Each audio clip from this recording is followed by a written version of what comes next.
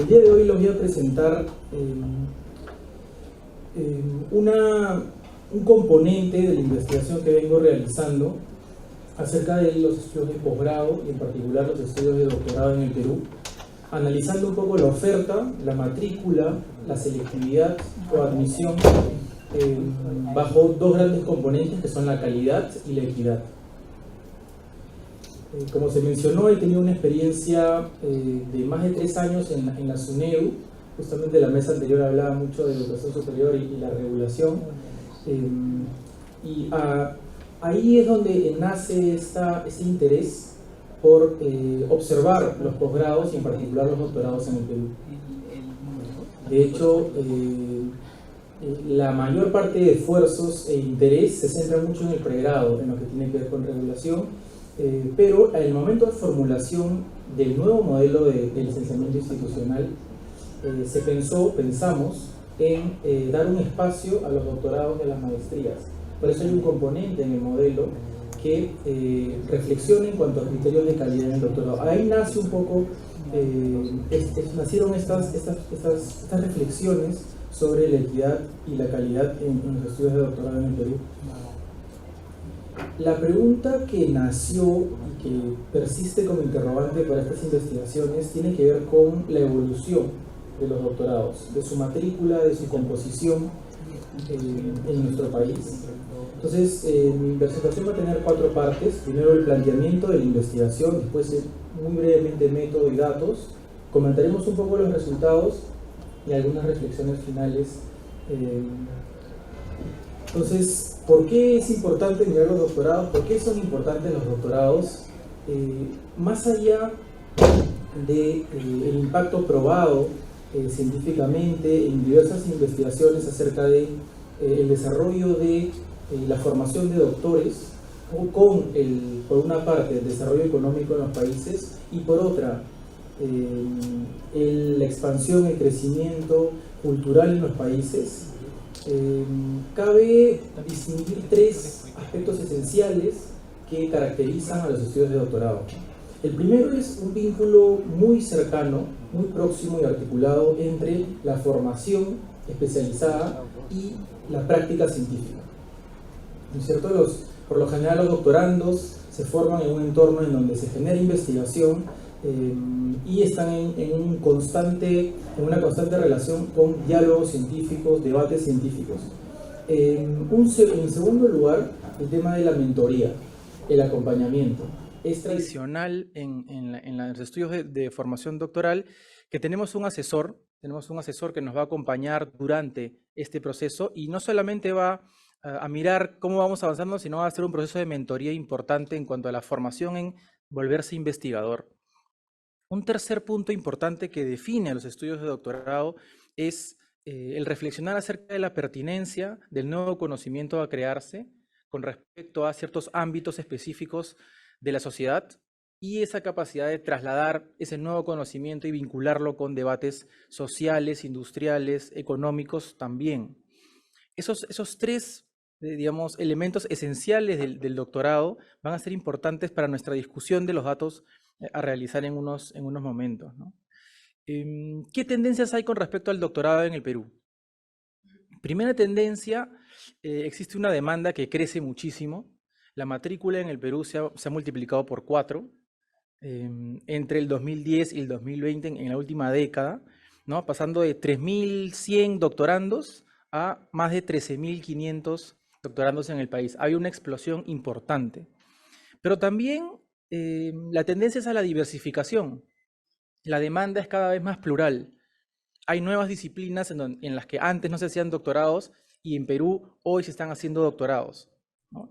No solamente en las ciencias fundamentales, sino en otro tipo de disciplinas nuevas. Se amplía estos campos de conocimiento, pero también hay nuevos enfoques. Se está desarrollando a nivel internacional lo que son los doctorados profesionales, con necesidades nuevas de sistematizar práctica profesional de una manera metódica y científica, ¿no? Muy fuerte, por ejemplo, las nuevas demandas de doctorados en enfermería en Estados Unidos, por poner un ejemplo. Otra tendencia importante, las mujeres en la universidad, y es un tema que vamos a conversar ahora. Cada vez hay una participación mayor de la población femenina en la educación superior. Ya hoy en día tenemos más estudiantes mujeres que varones en el pregrado. Sin embargo, digamos, esa paridad no se sostiene en las siguientes etapas de estudio, maestría, doctorado. Entonces, existe todavía ahí una, digamos, cierta igualdad, pero de corto plazo, a diferencia de trayectorias más largas en donde persisten estas desigualdades, ¿no? También existen desigualdades horizontales. Hay, digamos, algunos campos de estudio que están más feminizados que otros, en donde en algunos hay más dificultad de diversificar la matrícula desde el punto de vista de género, ¿no? Y del mismo modo, para profesionalizarse en la ciencia, existen todavía desigualdades fuertes en las universidades, ¿no? Entonces, estas son algunas tendencias con las que quería comenzar y presentarles un poco el planteamiento de la investigación. De hecho, también es importante, porque en el título yo menciono calidad y equidad, que muchas veces son dos paradigmas que no conversan del todo, ¿no?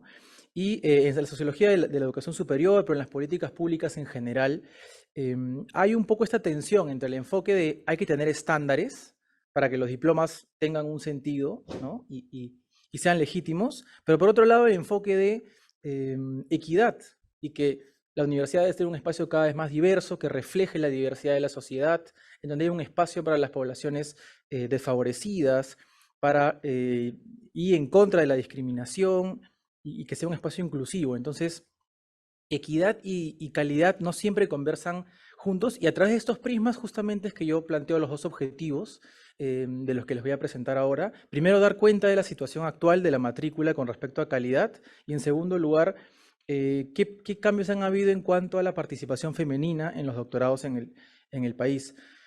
Estoy usando, digamos, sobre todo bases de datos administrativas, pero también el Censo Nacional Universitario, el Sistema de Información Universitaria, una serie de bases de datos como para reconstruir un poco la historia, esta evolución y la situación actual. Hago una uso de estadística descriptiva, ¿no? Y me centro en las universidades licenciadas únicamente.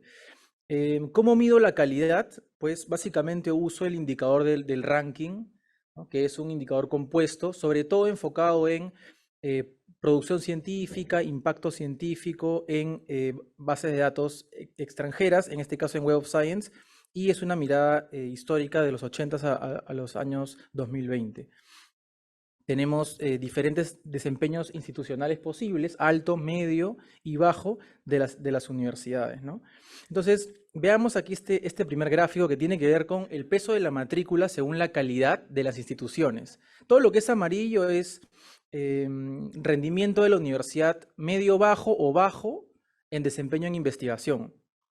Entonces, a nivel nacional vemos en rojo que para el 2021 el 67% de la matrícula del doctorado está en instituciones que producen escasa o nula investigación científica.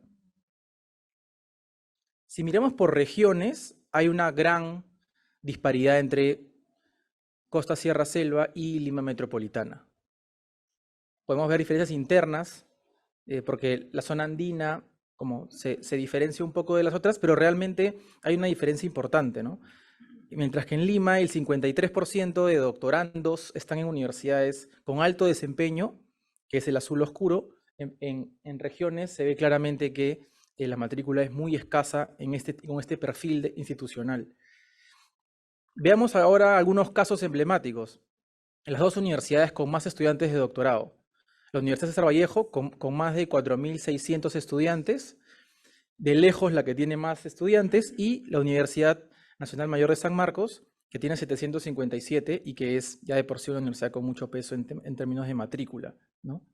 El nivel de desempeño en investigación alto en San Marcos, bajo en la primera que mencioné, y además una característica que pueden ver ustedes en la tercera columna es que qué disciplinas se enseñan, ¿no? Una universidad del perfil de San Marcos tiene una diversidad de disciplinas en las que enseña, 9, a diferencia de César Vallejo, que es esta nueva oferta, ¿no es cierto?, que tiene una concentración en pocas disciplinas, ¿no? La última columna lo que muestra es el porcentaje de docentes a tiempo completo que tienen al menos un artículo publicado, ¿no? San Marcos 40%, César Vallejo menos de 1%. Entonces, para ver algunos casos, más allá del dato estadístico, ver un poco cómo se están moviendo este tipo de universidades, ¿no? Ahora veamos el peso, el promedio de estudiantes por programa y la evolución en el tiempo, ¿no? En azul es 2010 y en naranja es 2020. Ha habido un crecimiento en todas las áreas del conocimiento, desde humanidades arriba hasta los que tienen más administración y, bueno, educación, ¿no? Y es el promedio de estudiantes por programa, ¿cierto? Antes, por ejemplo, en educación el promedio era 11, ahora es 28, ¿no? Y es un promedio nacional. Y los que más han crecido han sido educación, administración y derecho e ingenierías. Los crecimientos más fuertes a nivel nacional. Ahora veamos el tema de la equidad y esta famosa matrícula femenina, cómo ha evolucionado en el tiempo. Y, digamos, y el periodo son los mismos, del 2010 al 2021, ¿no? Entonces tenemos en primer lugar que a nivel nacional el porcentaje de matrícula femenina pasó del 40% en el 2010 al 48%. A nivel global el cambio ha sido importante, 8 puntos porcentuales. Sin embargo, cuando descomponemos, vemos que donde más se ha crecido ha sido en educación, ¿no? De 48 a 61% de la matrícula femenina, en administración y en ciencias sociales. Donde no se ha movido ha sido en humanidades, en ciencias de la salud, que se mantiene más o menos similar. Veamos ahora en términos de participación de las mujeres, ya no como estudiantes, sino como docentes y como investigadoras. Esto lo hice con la base de datos del CONCITEC, ¿no?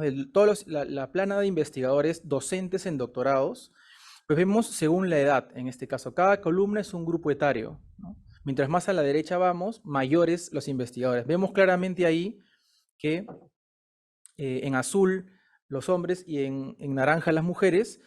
Las cohortes mayores tienen una participación femenina de menos del 25%, mientras que las más jóvenes hay una cierta paridad. Aquí evidentemente hay, digamos, una diferencia fuerte entre los jóvenes investigadores, en que tienen como casi paridad, como les decía, y los investigadores de 50, 59 años que suelen tener los puestos de dirección, ¿no es cierto?, dentro de las facultades, dentro de los departamentos. Allí, en este último grupo, tenemos cerca de 30% de mujeres. Aquí hay un efecto combinado, generacional, hay un cambio cultural, cada vez más participación femenina, pero también hay un efecto de la edad de las personas y el curso de vida. Por lo general hay ciertos frenos o limitaciones en las trayectorias en la esfera familiar que limitan la continuidad de las mujeres en esta profesionalización hacia la ciencia, ¿no? Pensando en lo que viene después del doctorado. Pero también, y no hay que dejar de decirlo, un efecto de exclusión, discriminación, el llamado efecto Matilde, de no reconocimiento en estas trayectorias femeninas, ¿no? Algunas reflexiones finales, porque el tiempo ya solamente me quedan 2 minutos. En cuanto a la investigación y la calidad formativa, entonces 67% de la matrícula en doctorado se ubica en instituciones de escasa o nula producción científica, ¿no? Lo que trae consigo evidentemente unos problemas para la calidad en la formación universitaria, que como les decía en un inicio, tiene como primer aspecto esencial esa articulación, ese vínculo cercano entre la práctica científica y la formación doctoral.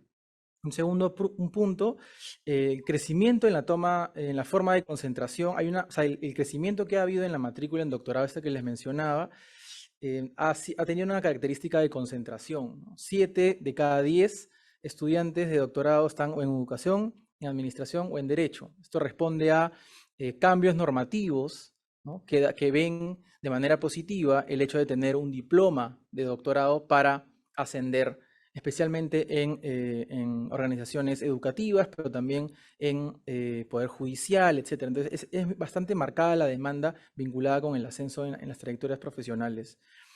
El ratio doctorando-asesor, ¿no?, esta cantidad de estudiantes por programa que viene en aumento, pone en jaque otro componente esencial del doctorado, que es este vínculo entre asesor y tesista y doctorando. Entonces, si tenemos cada vez más doctorandos por asesor, empezamos a tener problemas de ese seguimiento y de calidad, ¿no? de los doctorados. En cuanto a la equidad e inclusión académica, la participación, digamos, femenina está cerca de la paridad. 48% de la población matriculada en doctorados es femenina. Sin embargo, existe una baja diversidad en ciertos espacios disciplinarios como ingenierías, humanidades, ciencias exactas, ¿no es cierto?, en donde aún quedan, digamos, muchas interrogantes acerca de cómo lograr que se diversifique, que haya una mayor representación de las mujeres en esos campos, y va más allá, digamos, de los temas de admisión, sino también hay que retroceder hasta el colegio y ver cómo esas expectativas sociales hacia las niñas, hacia las mujeres, se vinculan con la motivación por seguir doctorados en esos campos disciplinarios en la academia, ¿no? Por otra parte está el tema de la transformación en los investigadores. Hay una transformación que se está dando. Sin embargo, todavía menos del 30% de investigadoras senior son mujeres. Y solo quería cerrar estos 30 segundos que me pueden conceder, por favor. En cuanto al mejoramiento y la regulación, les comentaba el modelo de renovación institucional de la SUNEDU vigente tiene un componente para doctorados y es una hoja de ruta interesante a seguir para pensar en criterios de calidad para mejorar los doctorados en el país. Muchas gracias.